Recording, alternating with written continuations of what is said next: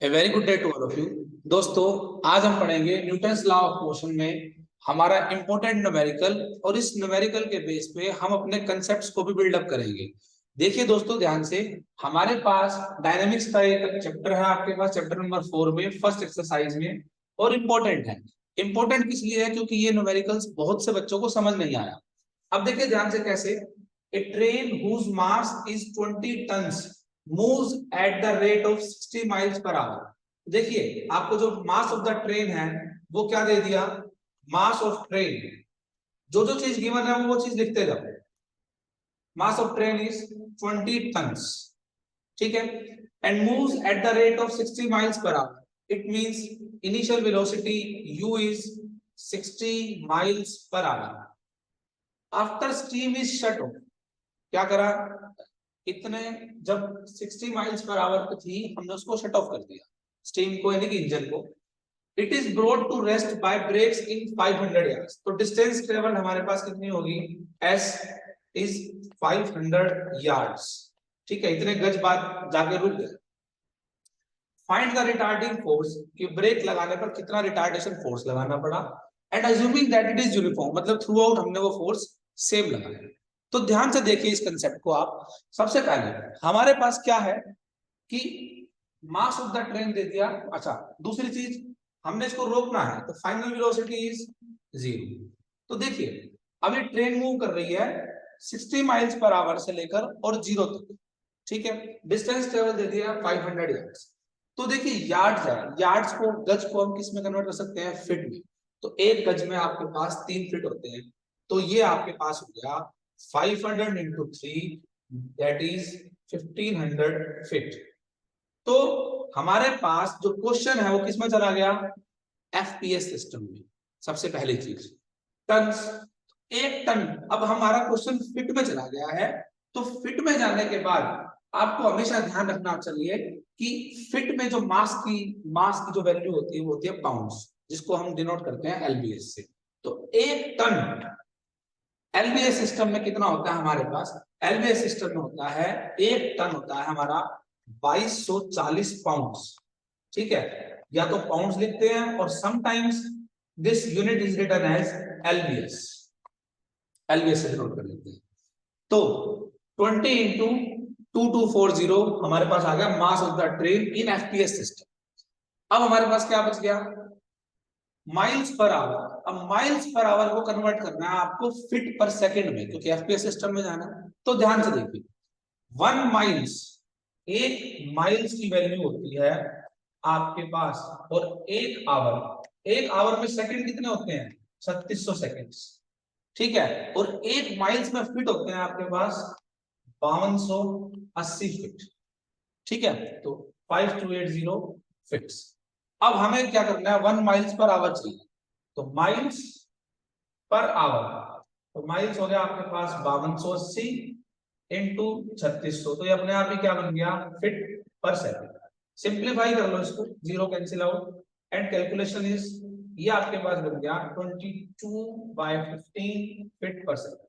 तो ये कन्वर्जन आपको हमेशा ध्यान रखना है कि 1 माइल्स पर आवर आपके पास होता है 22/15 फिट पर सेकंड। तो ये आपके पास आ गया, कन्वर्ट कर लो यहाँ पे 60 माइल्स, तो 22/15 फिट पर सेकंड, ठीक है। इसको सोल्व आउट कर लो 15 4 दैट इज 88 फिट पर सेकंड आपकी होगी इनिशियल वेलोसिटी। चलो, इनिशियल वेलोसिटी है, डिस्टेंस है, फाइनल वेलोसिटी है।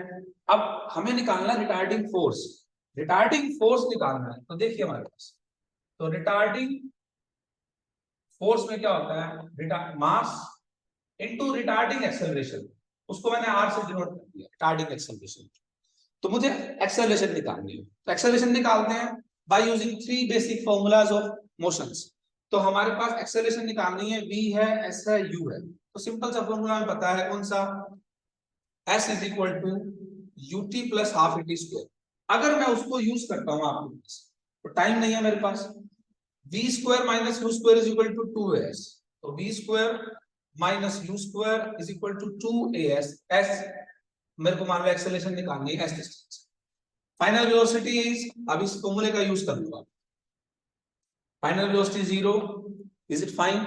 इनिशियल वेलोसिटी इज 88, सारा फिट सिस्टम में चला गया। 2 एक्सेलरेशन निकालनी है, distance in fit 1500। Is it clear? So after calculation आपके पास एफ हमारे पास एक्सेलरेशन में आ जाएगा, ठीक है। सो एक्सेलरेशन में जो ये नेगेटिव आएगा 88/2, यहां सोल्व आउट कर देता हूं, -88 इंटू 88/2 इंटू 1500, ये किसकी वैल्यू आ गई? एफ की वैल्यू आ गई, ठीक है। सिंपली सोल्व आउट करो, सोल्व आउट करो तो ये हो जाएगा 44, कैंसिल आउट, और कैंसिल आउट कर लो, हमारे पास 22 750, और कैंसिल आउट कर लो 11 375, तो 88 इंटू 11 दैट इज 968/375 हमारे पास एक्सेलरेशन आ गई फीट पर सेकंड। अब क्योंकि ये नेगेटिव है तो it means this is your retardation. तो आर आपके पास क्या आ गया इस केस में? तो मेरे पास आर आ गया 968/375 फीट पर सेकंड स्क्वायर। तो मेरे पास आर यानी रिटार्डेशन एक्सेलरेशन आ गया। तो फोर्स, रिटार्डिंग फोर्स निकालना है, मास है, रिटार्डिंग एक्सेलरेशन है, तो हम अगर इसमें पुट कर दे तो मेरे को फाइंड द रिटार्डिंग फोर्स चाहिए था, तो मेरे पास रिटार्डिंग फोर्स आ जाएगा। तो देखिए मेरे को रिटार्डिंग फोर्स निकालना है, तो मेरे को अब सिंपली क्या करना है, मास से मल्टीप्लाई कर दीजिए, तो मेरे पास रिटार्डिंग फोर्स आ जाएगा। अब ध्यान से देखना इसको। So retarding force is retarding force that is mass. अब मास कितना है आपका? 20 into 2240 lbs into acceleration, acceleration कितनी है आपके पास? 968/375, इज इट फाइन? तो जो ये आपके पास आया फोर्स, अब फोर्स की यूनिट मेन आपके पास क्या है? यूनिट्स रहेगी। तो फोर्स की यूनिट क्या रहेगी आपके पास? एफपीएस सिस्टम में रहती है, क्योंकि आपने इसको पाउंड्स में कन्वर्ट कर लिया तो फोर्स की यूनिट हो जाएगी पाउंड्स। अब क्योंकि क्वेश्चन आपका टन्स में दे रखा था तो your answer should be in tons. आप इसको सिंप्लीफाई करो, आंसर पाउंडर्स में आ जाए, गलत कोई नहीं कहेगा, पर सेंस ये कहते हैं जिस फॉर्म में क्वेश्चन हो उसी फॉर्म में आपका आंसर होना चाहिए। सो कन्वर्टेड इनटू योर अगेन। अब क्योंकि ये फोर्स है तो वापस किस में जाएगा? एलबीएस वेट में जाएगा। तो फोर्स को वापस एलबीएस वेट में लेके जाओ।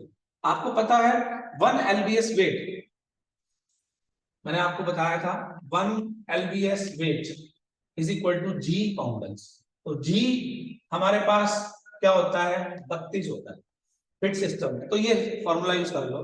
तो 1 पाउंडल्स कितना हो जाएगा? 1/32। तो क्वेश्चन आपका कन्वर्ट हो गया 20 into 2240 into 968/375 into 1/32 lbs weight. अब क्योंकि आपका आंसर टन्स में था तो वापस इसको टन्स में कन्वर्ट कर लो।